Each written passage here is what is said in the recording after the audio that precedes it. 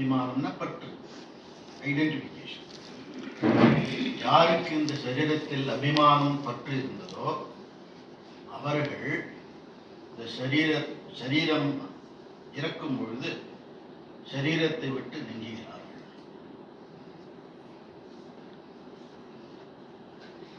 அதற்கு பெயர்தான் சூக்ஷ்ம சரீரம். இந்த சரீரம் என்பது கிராஸ் பாடி, ஸ்தூல சரீரம்.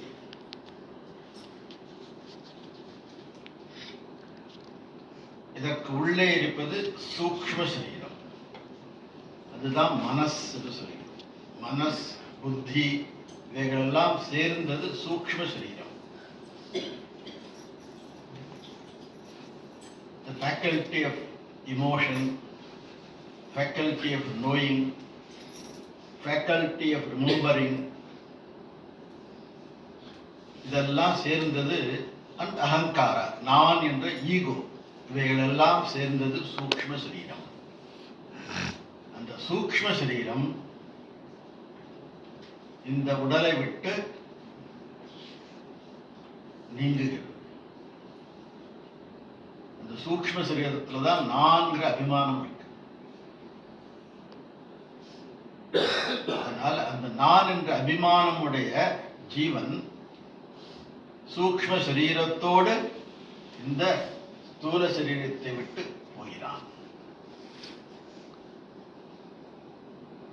அந்த சூக்ஷ்ம சரீரத்துல தான் எல்லா சம்ஸ்காரங்களும் இருக்கின்றது.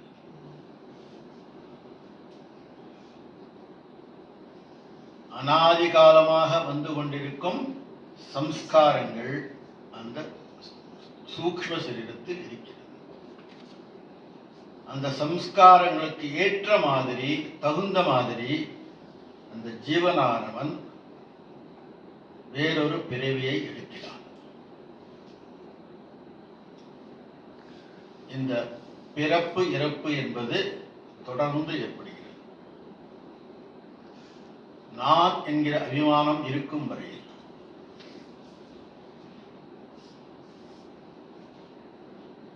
பிறப்பு இருப்பை நாம் தவிர்க்க முடியாது.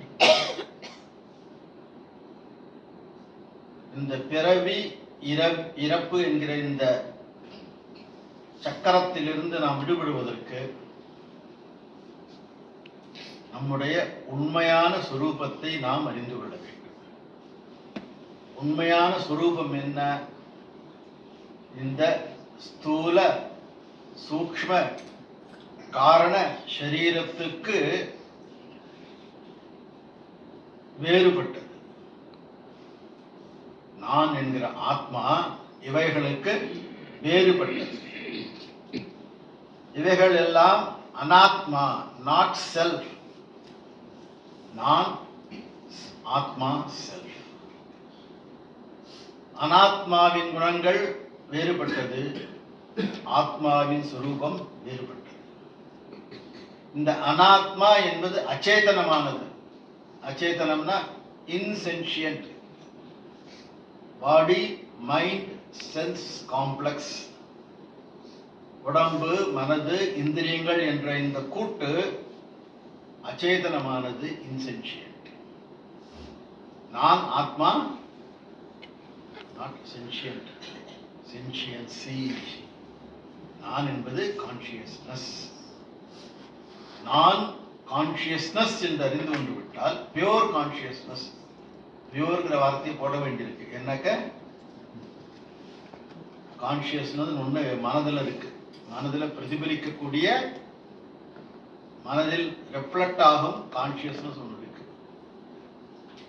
அதனால பியூர் கான்ஷியஸ்னஸ் நம்ம சொல்றோம். இல்லாட்டா கான்ஷியஸ்னஸ்ல பியூரு இம்பியூர் எல்லாம் கிடையாது. பியூர் கான்ஷியஸ்னஸ் சொன்னா என்ன அர்த்தம் வருது?